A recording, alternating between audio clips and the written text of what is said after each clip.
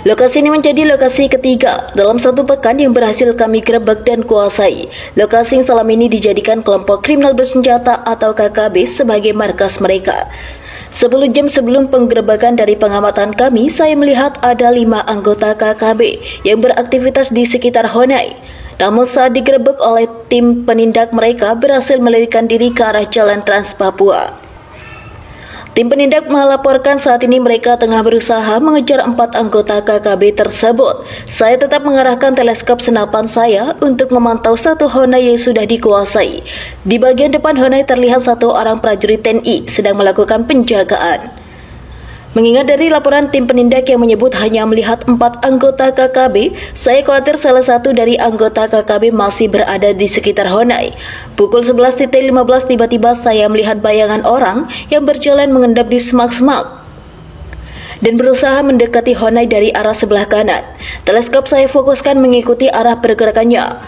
Beberapa saat kemudian ia muncul dari semak dan siap membidik prajurit TNI yang berjaga. Alhamdulillah, di sana yang paling kritis saya berhasil mengeksekusi. Pukul 12.30 tim yang melakukan pengejaran kembali. Mereka tidak berhasil menemukan KKB. Pengejaran akan dilanjutkan dengan menggunakan angkutan truk. Beberapa saat sebelum tim penindak berangkat, tiba-tiba pikiran saya tergerak untuk ikut melakukan pengejaran. Saya pun mengajukan diri senapan Scarecast. Saya periksa kembali. Walau sering fokus teleskopnya sudah rusak, namun akurasinya masih cukup baik. Wajah rekan-rekan saya terlihat berkerut melihat saya mengajukan diri untuk bergabung dengan tim penindak. Mungkin mereka merasa sedikit khawatir dengan keselamatan saya tanpa bersama mereka.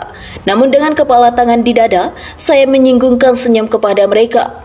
Pukul 13.15 kami pun berangkat. Saya mengawasi sekitar jalan yang kami lalui mengikuti naluri pikiran saya. Saya yakin melarikan diri belum begitu jauh, kira-kira setengah jam bergerak. Teleskop saya fokuskan memantau sekitar jembatan yang akan kami lalui.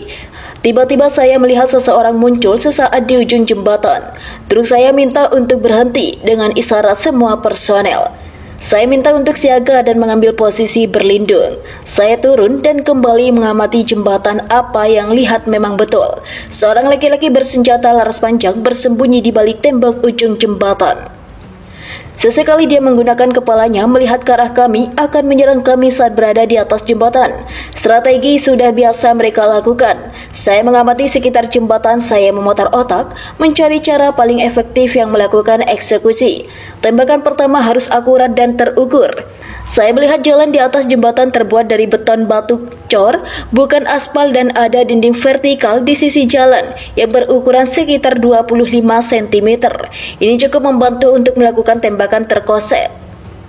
Saya akan mengarahkan bidikan ke arah sisi kiri jalan.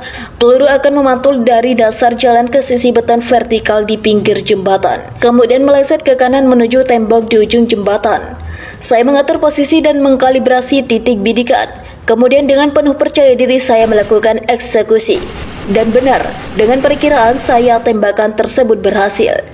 Satu suara lolongan kesakitan terdengar meraung-raung dari ujung jembatan. Sambil bergerak maju, rekan-rekan dan tim penindak melakukan siraman tembakan ke arah semak-semak di ujung jembatan. Tiba di ujung jembatan, rekan tim penindak turun untuk melakukan olah TKP. Itu urusan mereka. Saya naik ke ruang kemudi truk untuk menghilangkan rasa lelah setelah berkecimpung di medan perang dalam melumpuhkan komplotan KKB.